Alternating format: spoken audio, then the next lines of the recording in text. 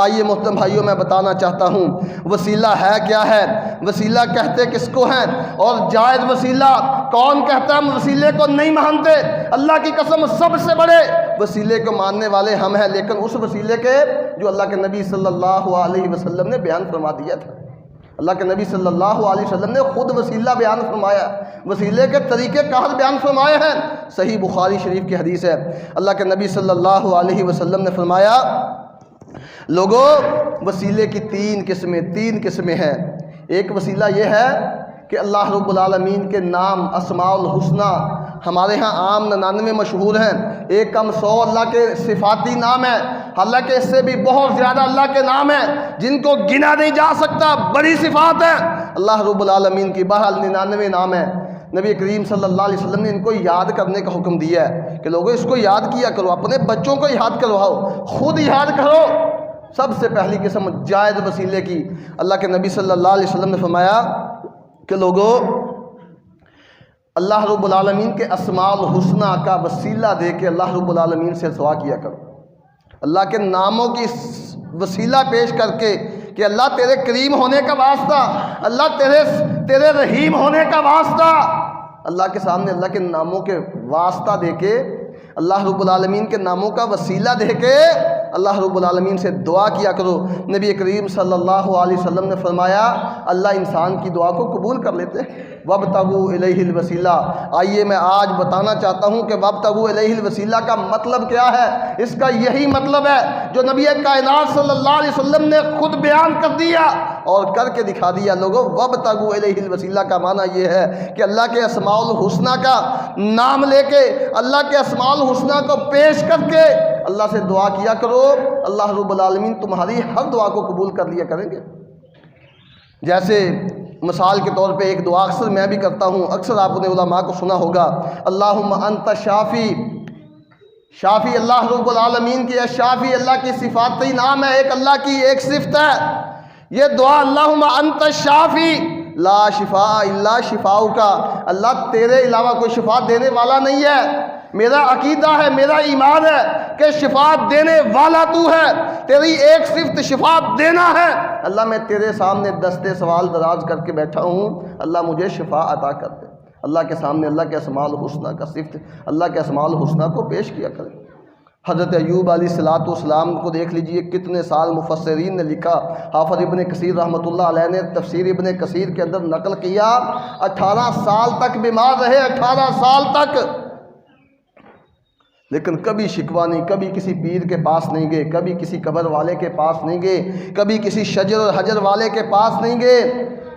ساری دنیا نے چھوڑ دیا ایوب علیہ السلام کو، گھر والوں نے نکال دیا، رشتہ داروں نے منہ پھیر لیا، بیویاں چھوڑ کے چلی گئی، صرف ایک بیوی تھی ایوب علیہ السلام کے ساتھ، اللہ کی بندی خدمت کرنے والی۔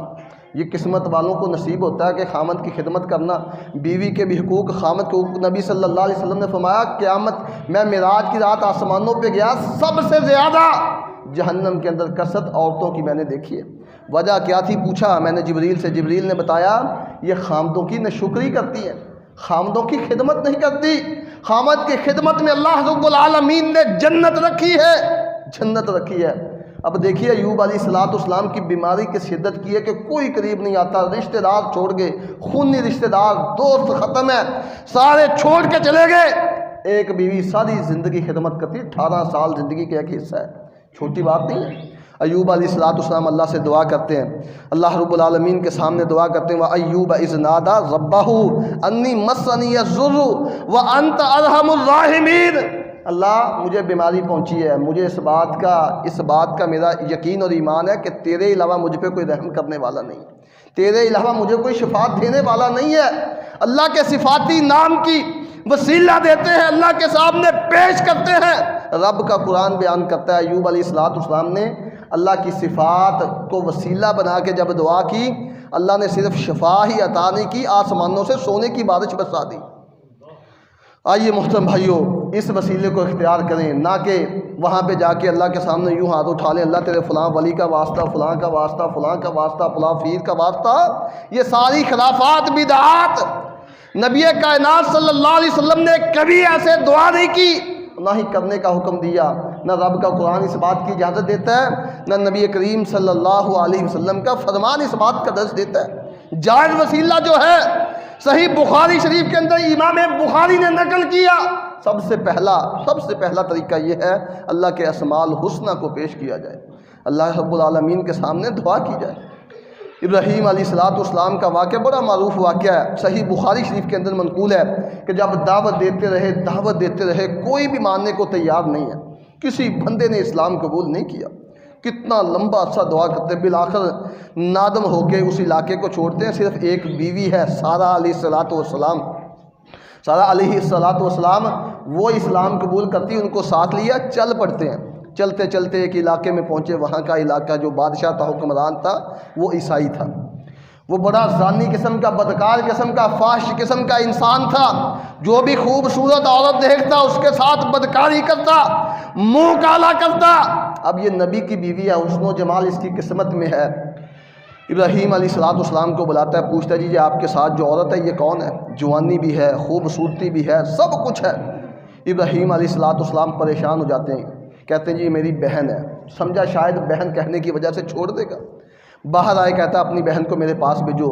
ابراہیم علیہ السلام اپنی بیوی کو کہتا ہے اللہ کی بندی تو جانتی ہے تیرے علاوہ پوری روئے زمین پہ میں اور تو کوئی مسلمان نہیں ہے، تیسرا کوئی بندہ مسلمان نہیں ہے، اسلام کے ناطے سے تو میری بہن لگتی ہے اور رشتے کے ناطے سے تو میری بیوی ہے۔ اگر بادشاہ پوچھے کہہ دینا میں ابراہیم علیہ السلام کی بہن، ہو سکتا ہے اس بہانے تیری عزت محفوظ ہو جائے، اس کے علاوہ میرے پاس کوئی چارہ نہیں ہے۔ چلے گئے، وہ بادشاہ زانی تھا، بدکاری کرنا چاہتا ہے۔ ابراہیم علیہ السلام ادھر وضو کرتے ہیں، اللہ کے سامنے التجا کے لیے ہاتھ اٹھا لیتے ہیں، التجا کرنا شروع کر دیتے ہیں۔ ادھر یہ سارہ علیہ السلام اللہ کے سامنے اللہ کے صفاتی نام کو پیش کر کے اللہ رب العالمین کے سامنے التجا کرتی ہے، آمنت بکا وبرسولکا، اللہ تو جانتا ہے میں تیرے اوپر بھی ایمان لاتی ہوں، تیرے رسول پہ بھی ایمان لاتی ہوں، اللہ مجھے تیری صفات ہونے کا ساتھ، تیرے قادر مطلق ہونے کا واسطہ، اللہ مجھے اس بیماری سے، اس ظالم سے نجات عطا کر دے۔ بخاری شریف کے اندر حدیث موجود ہے، اللہ رب العالمین نے اس کے سارے جسم کو فالج کی بیماری میں مبتلا کر دیا، یہاں تک کیفیت پہنچ گئی تھی کہ قریب تھا کہ یہ ہلاک ہو جاتا۔ سارہ علیہ السلام پھر پریشان ہو جاتی کہ اگر اسی بیماری میں، اسی حالت میں یہ فوت ہو گیا تو لوگ تو کہیں گے میں نے قتل کر دیا، میں تو اور مصیبت میں پھنس جاؤں گی۔ پھر اللہ کے سامنے التجا کرتی ہے، اللہ اس کو قتل نہ کرنا، اللہم لا تمت، اللہ اس کو موت نہ دینا۔ اللہ پھر شفا دے دیتا ہے، یہ ظالم پھر حملہ کرتا ہے، پھر اسی بیماری کے اندر مبتلا ہو جاتا ہے، تیسری مرتبہ پھر کرتا ہے، پھر اسی بیماری میں مبتلا ہو جاتا ہے۔ بالآخر یہ سمجھ آتا ہے کہ اس پہ میرا وار نہیں چلنے والا، یہ اس کو نجات دیتا ہے، اس کو چھوڑ دیتا ہے، اور اپنی بیٹی لکھنے والے لکھتے ہیں، شارحین لکھتے ہیں کہ اپنی بیٹی ابراہیم علیہ السلام کی خدمت کے لیے وقف کر دیتا ہے، جس کو حاجرہ کہا جاتا ہے۔ اللہ اکبر۔ محترم بھائیو، بات عرض کرنے کا مقصد یہ ہے، جائز وسیلہ، دعا میں وسیلے کو ہم مانتے ہیں، ہم دعا میں وسیلے کو مانتے، اس کے منکر نہیں ہے، ہمارے بارے میں پروپیگنڈا کیا جاتا ہے، لیکن یہ کہنا اللہ پانچتن کا واسطہ، فاطمہ کا واسطہ، حسن و حسین کا واسطہ، تیرے نبی کا واسطہ، فلاں ولی کا واسطہ، یہ ساری خرافات، بدعات، انسان کو شیطانی راستے پہ چلانے والی رسم، یہ انسان کو جہنم کے گڑھے میں پھینکنے والا طریقہ، ہم اس کا کھلے عام ممبروں پہ چڑھ کے، چوکوں چراہوں میں کھڑے ہو کے، رب کا قرآن ہاتھ میں پکڑ کے اللہ اعلان، ہم اس بات کا اعلان کرتے، لوگوں یہ تمہیں رب کے قریب نہیں کرے گا، تمہیں رب سے دور کر دے گا، تمہیں ہمیشہ ہمیشہ کے لیے جہنم کا ایندھن بنا دے گا۔ آئیے اگر جائز وسیلہ دیکھ لیں تو اللہ کے نبی صلی اللہ علیہ وسلم نے بیان فرمایا، سب سے پہلے اللہ کے اسماء الحسنی، اس کو پیش کر کے اللہ رب العالمین کے سامنے دعا کیا کریں، اللہ انسان کی دعاؤں کو قبول کر لیتا ہے۔ اب دوسرا طریقہ نبی صلی اللہ علیہ وسلم نے فرمایا کہ اپنے نیک اعمال اللہ کے سامنے پیش کرنا، نیک اعمال اللہ رب العالمین کی بارگاہ میں پیش کرنا، اللہ رب العالمین ان اعمال کو قبول کر کے انسان کی دعا کو قبول کر لیتے ہیں۔ جو خفیہ نیکیاں کی ہیں، کسی کو اس بات کا علم نہیں، پریشانی آ گئی، کوئی دکھ آ گیا، اللہ کی بارگاہ میں آگے نبی کریم صلی اللہ علیہ وسلم نے فرمایا کہ اپنی دعا میں تنہائی میں بیٹھ کے اپنی اس نیکی کو اللہ کی بارگاہ میں پیش کرو، اللہ فلاں نیکی میں نے اگر تجھے راضی کرنے کے لیے کی ہے، کسی دوسرے کو اس بات کا علم نہیں ہے، اللہ میں نے تیری رضا کے لیے کی ہے، اللہ میری اس نیکی کو قبول کر کے مجھے اس بیماری سے، اس تکلیف سے نجات دے دے۔ اور اس کی مثال بھی اللہ کے نبی صلی اللہ علیہ وسلم نے بخاری شریف کے اندر بیان فرمائی ہے۔ 3 غار والوں کا واقعہ بڑی تفصیل کے ساتھ آپ نے کئی مرتبہ سنا، لمبا واقعہ، وقت نہیں ہے۔ نبی کریم صلی اللہ علیہ وسلم نے فرمایا 3 بندے غار کے اندر داخل ہوئے، طوفان آ گیا، سفر میں تھے، طوفان آ گیا، طوفان سے بچنے کے لیے غار میں داخل ہوئے۔ اس طوفان کی وجہ سے پہاڑ کی چوٹی سے بہت بڑا پتھر گرتا ہے، وہ آ کے اس غار کے منہ کے سامنے رک جاتا ہے۔ اب راستہ بند ہے نکلنے کے لیے، ٹیلی فون کا دور نہیں تھا، موبائل کا دور نہیں تھا، کوئی دوسرا ان کی آواز کو سننے والا نہیں تھا، ان کا کوئی مددگار نہیں تھا، مشینری کا دور نہیں تھا۔ تینوں مل کے دھکا لگاتے ہیں، راستہ بنانے کی کوشش کرتے ہیں، لیکن پتھر اپنی جگہ سے ہلتا نہیں ہے۔ پریشان ہو کے بیٹھ گئے، اب یہ امید لگا کے بیٹھے کہ اب ہماری یہاں پہ موت ہی ہو سکتی ہے، اس کے علاوہ ہمارے پاس کوئی چارہ نہیں ہے۔ تینوں بیٹھے ہیں، سوچ رہے ہیں۔ ایک کہتا ہے یار چلو اللہ کے سامنے التجا کرتے ہیں، دعا کرتے ہیں، ہو سکتا ہے اللہ رب العالمین ہمیں اس مصیبت سے نجات دے دے۔ ایک کہتا ہے یار ایسے کریں، جو نیکیاں تم نے خالصتاً اللہ رب العالمین کو راضی کرنے کے لیے کی ہیں، اللہ کو خوش کرنے کے لیے کی ہیں، ان نیکیوں کو اللہ کے سامنے پیش کریں، اللہ رب العالمین ہو سکتا ہے ہمیں اس مصیبت سے نجات دے دے۔ بخاری شریف کی حدیث ہے، سب سے پہلا اللہ کے سامنے التجا کرتا ہے، اللہ تو جانتا ہے، اللہ تو جانتا ہے کہ میں ایک بکریوں کا چرواہا تھا، اللہ میں بکریوں کا چرواہا تھا، میرے بوڑھے والدین تھے، شام کو جب میں بکریاں چرا کے گھر واپس لوٹتا تھا، سب سے پہلے اپنے والدین کو دودھ پلایا کرتا تھا، اس کے بعد اپنے دیگر کام کاج کیا کرتا تھا، دیگر گھر والوں کو بعد میں پلایا کرتا تھا۔ اللہ ایک دن میں بکریاں چراتا کہیں دور نکل گیا، شام کو لیٹ آیا، میرے بوڑھے والدین سو چکے تھے۔ اللہ میری ضمیر نے گوارا نہیں کیا کہ میں اپنے بوڑھے والدین کی نیند کو خراب کروں، ان کو بیدار کروں۔ اللہ بکریوں کا دودھ دھونے کے بعد میں ان کے قریب کھڑا رہا اللہ حتیٰ کہ صبح ہو گئی، میں نے اپنے والدین کو دودھ پلایا، اور اس کے بعد اللہ میں نے کوئی اور کام کاج کیا، دیگر گھر والوں کو پلایا۔ اللہ اگر یہ نیکی میں نے تجھے راضی کرنے کے لیے کی ہے، تیرا حکم سمجھ کے میں نے والدین کی خدمت کی ہے، اللہ اگر میری یہ نیکی تجھے قبول ہے، میری اس نیکی کو اللہ وسیلہ بنا کے قبول کر کے ہمیں اس بیماری سے نجات، اس تکلیف سے نجات عطا کر دے۔ نبی صلی اللہ علیہ وسلم نے فرمایا کہ تھوڑا سا پتھر کھسک جاتا ہے لیکن نکلنے کا راستہ نہیں ہے، یوں سمجھ لے روشنی آنا شروع ہو گئی، یوں باہر کی آوازیں اندر آنا شروع ہو گئی، انسان محسوس کرتا ہے کہ تھوڑا سا راستہ ہے لیکن انسان نہیں نکل سکتا۔ دوسرا دعا کے لیے ہاتھ اٹھاتا ہے، اللہ تو جانتا ہے میرے پاس ایک مزدور کام کرتا تھا، اللہ شام کو جب میں اسے مزدوری دینے لگا، اس نے مزدوری کم ہونے کا بہانہ بنا کے اللہ بغیر مزدوری لیے چلا گیا، اللہ مجھ سے ناراض ہو کے چلا گیا۔ میں نے اس کی مزدوری کے عوض کچھ بکری وغیرہ خریدی اور اس کو میں چلاتا رہا حتیٰ کہ وہ بہت بڑا ریوڑ بن گیا۔ اللہ کچھ عرصے کے بعد وہ دوبارہ آیا، اس نے مجھ سے وہی مزدوری کا مطالبہ کیا، حالات کے ہاتھوں تنگ ہو کے کہ یار وہی مزدوری مجھے دے دے، کہتے میں نے اس کو وہ سارا ریوڑ عطا کر دیا۔ وہ کہنے لگا یار میرے ساتھ مذاق نہ کر، میں نے اسے کہا مذاق نہیں ہے، تیری اسی مزدوری کی میں نے ایک بکری حاملہ خریدی، اللہ نے اس میں برکت عطا کر دی کہ آج بہت بڑا ریوڑ بن گیا، اس ریوڑ کو لے جا، یہ تیری ہی مزدوری ہے۔ اللہ وہ ریوڑ لے گیا، دعائیں دیتا ہوا چلا گیا، خوش ہو گیا۔ اللہ اگر میں نے یہ نیکی تجھے راضی کرنے کے لیے کی ہے، اللہ ہمیں اس مصیبت سے نجات عطا کر دے۔ نبی صلی اللہ علیہ وسلم نے فرمایا کہ پتھر اور تھوڑا سا کھسک جاتا ہے لیکن ابھی بھی نکلنے کا راستہ نہیں ہے۔ اب تیسرا ہاتھ اٹھاتا ہے، وسیلے کی بات، وابتغوا الیہ الوسیلہ کی بات ہو رہی ہے۔ آئیے بتانا چاہتا ہوں اس کا مفہوم کیا ہے۔ نبی صلی اللہ علیہ وسلم فرماتے ہیں اب تیسرا دعا کے لیے ہاتھ اٹھاتا ہے، اللہ تو جانتا ہے میں بڑا مالدار تھا، بڑا اللہ تو نے مجھے نوازا ہوا تھا، میری ایک چچا کی بیٹی تھی، بڑی حسینہ جمیلہ تھی، اللہ وہ مجھ سے حالات کے ہاتھوں تنگ ہو کے قرض مانگنے آئی، میں نے اس کے سامنے شرط رکھ دی کہ جب تک تو میری خواہش کو پورا نہیں کرے گی، میرے ساتھ منہ کالا نہیں کرے گی، تب تک میں تجھے کچھ نہیں دوں گا۔ اللہ وہ واپس چلی گئی، لیکن پھر بچے بھلکتے ہوئے روتے ہوئے دیکھ کے ماں سے برداشت نہیں ہوا، پھر آ گئی، میں نے پھر وہی شرط رکھ دی، حتیٰ کہ وہ میرے ساتھ بدکاری کے لیے تیار ہوگی، 100 دینار اس کو میں نے دے دیے۔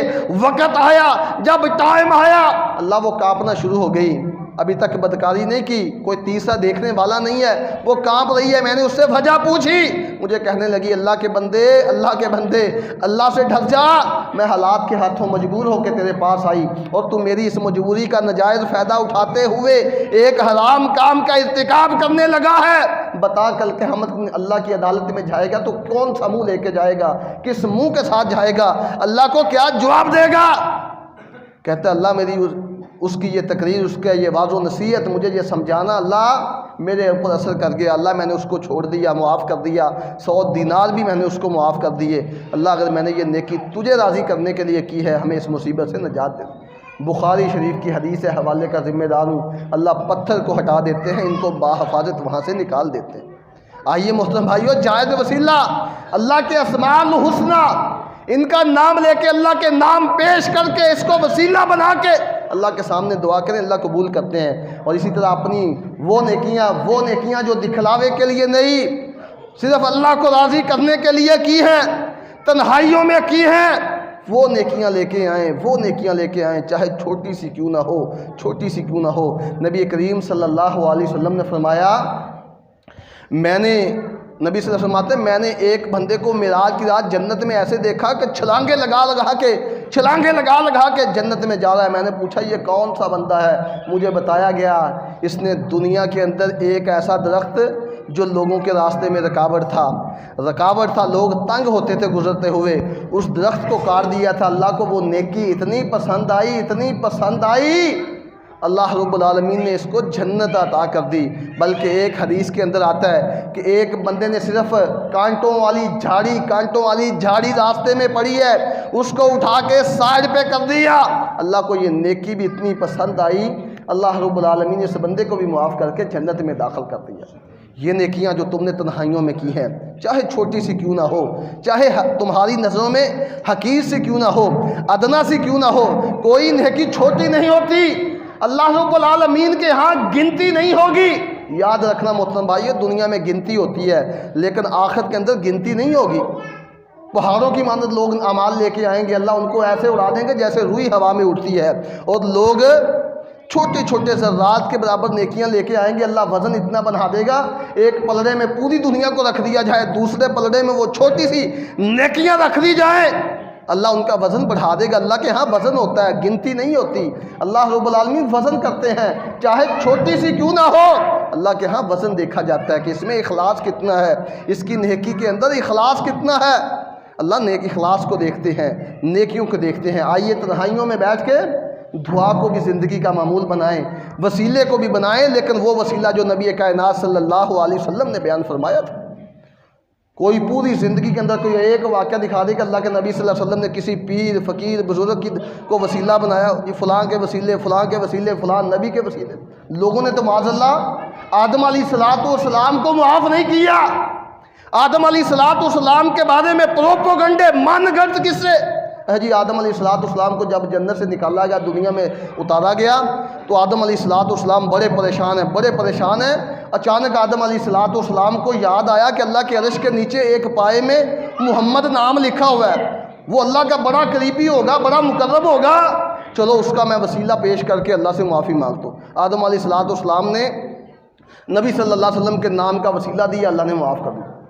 اتنا بڑا جھوٹ، قرآن کا بھی انکار۔ اللہ قرآن میں خود کہتے ہیں، خود اللہ رب العالمین قرآن میں کہتے ہیں کہ ہم نے آدم علیہ السلام کو فَتَلَقَّى آدَمَ مِن رَبِّهِ کَلِمَاتٍ، اللہ فرماتے ہیں کہ میں نے خود آدم علیہ السلام کو ایسے کلمات سکھائے جن کے ساتھ آدم علیہ السلام نے اللہ سے دعا کی، میں نے ان کو معاف کر دیا۔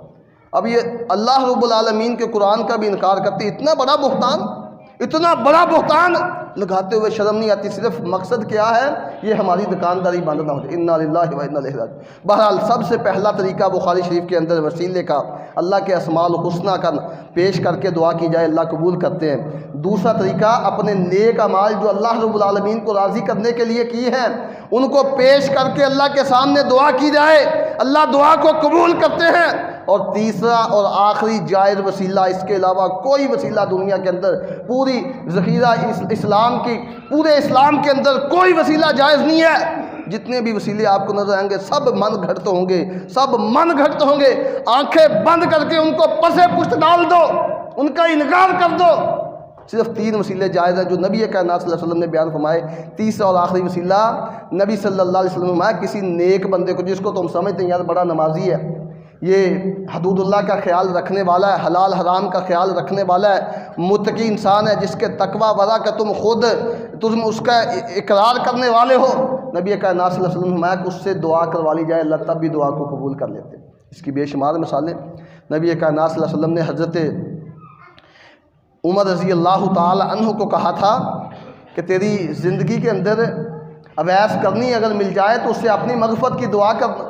حالانکہ اویس کرنی تابعی ہیں، حضرت عمر فاروق صحابی ہیں، لیکن نبی کائنات حضرت عمر کو اس بات کی تلقین کر رہے ہیں کہ اویس کرنی بڑا نیک بندہ، تیری زندگی میں اگر مل جائے تو اس سے دعا کروانا۔ حضرت عمر کا دور خلافت آیا، جو بھی کرنے سے قافلہ آتا حج کے لیے عمرے کے لیے، حضرت عمر دوڑ کے پوچھا کرتے تمہارے اندر کوئی اویس کرنی ہے؟ بالآخر حضرت عمر کی ملاقات ہوگی، حضرت عمر نے اویس سے وہ نشانیاں جو اللہ کے نبی نے بیان فرمائی تھی وہ بھی دیکھی، اس کے بعد ان سے دعا کروائی۔ حضرت عمر رضی اللہ تعالی عنہ نے بے شمار مثالیں ایسی ہیں، لیکن حضرت اویس نے یہ نہیں کہا تھا اللہ تیرا نبی اس شہر میں رہتا ہے، تیرے نبی کا وسیلہ، فاطمہ کا وسیلہ، پانچ تن کا وسیلہ، فلاں کا وسیلہ، حسن و حسین کا وسیلہ، اللہ کی قسم یہ نہیں کہا تھا۔ حضرت عمر کے دور میں دور خلافت میں قحط آ گیا، قحط۔ لوگ حضرت عمر رضی اللہ تعالیٰ عنہ کے پاس آئے، آ کر کے کہ دعا کیجیے اللہ رب العالمین ہمیں قحط سے نجات عطا کر دے۔ حضرت عمر رضی اللہ تعالیٰ نے حضرت عباس رضی اللہ تعالیٰ جو نبی صلی اللہ علیہ وسلم کے چچا ہے ان کے پاس آئے، ان کو باہر میدان میں لے گئے، ان سے دعا کروائی۔ لیکن اللہ کی قسم احادیث اٹھا کے دیکھیں، ذخیرہ ہے سیرت اسلام کی سیرت کا مطالعہ کر کے دیکھیں کہ آپ کو حضرت عباس نے یہ نہیں کہا تھا اللہ تیرے نبی کا واسطہ، ابو بکر کا واسطہ، فلاں کا واسطہ، پانچ تن کا واسطہ، نہیں کہا تھا حضرت عباس نے۔ کوئی ایک حدیث آپ کو ایسی نہیں ملے گی کہ صحابہ نے کسی کا وسیلہ دیا۔ حضرت علی کے سامنے یا علی مدد کے نعرے مار حسن و حسین سے، حضرت فاطمہ سے مانگتے ہوئے شرم نہیں آتی، حالانکہ حضرت علی خود بیچارے مجبور ہیں، خود مجبور ہیں، خیبر کی جنگ میں آنکھوں کی بیماری میں مبتلا ہو گئے ہیں، شفا نہیں حاصل کر سکتے۔ اللہ کے نبی صلی اللہ علیہ وسلم نے کہا تھا صبح میں ایسے بندے کو جھنڈا دوں گا جس سے اللہ بھی پیار کرتا ہے، اللہ کا نبی بھی پیار کرتا ہے۔ صبح ہوئی، حضرت علی کو بلایا گیا، حضرت علی نے کہا آقا میری تو آنکھوں میں بیماری ہے، آنکھیں خراب ہو چکی ہیں، خود اپنی آنکھیں ٹھیک نہیں کر سکے۔ اگر حضرت علی رضی اللہ تعالی عنہ مدد کرنے والے ہوتے، اللہ کی قسم حضرت حسین رضی اللہ تعالیٰ عنہ کو کبھی مظلومانہ شہید نہیں کیا جا سکتا تھا۔ کہ حضرت حسین نے حضرت علی کو پکارا تھا یا علی مدد کا نعرہ لگایا تھا؟ پر یہ ساری خرافات بدعات اسلام سے دور کرنے والی شیطان کے چھوڑے ہوئے کرندے ہیں۔ خدا را اگر وسیلے کو جائز وسیلے 3 بیان فرما دیے، اللہ کے اسماء الحسنی، اپنے نیک اعمال کا وسیلہ، اور اس کے بعد نیک لوگوں سے دعا کروانا، اس کے علاوہ کوئی وسیلہ جائز نہیں ہے۔ اللہ سے دعا اللہ تعالیٰ ہمیں عمل کرنے کی توفیق عطا فرمائے۔ ان اريد الا الاصلاح ما استطعت وما توفیقی الا باللہ علیہ توکلت علیہ۔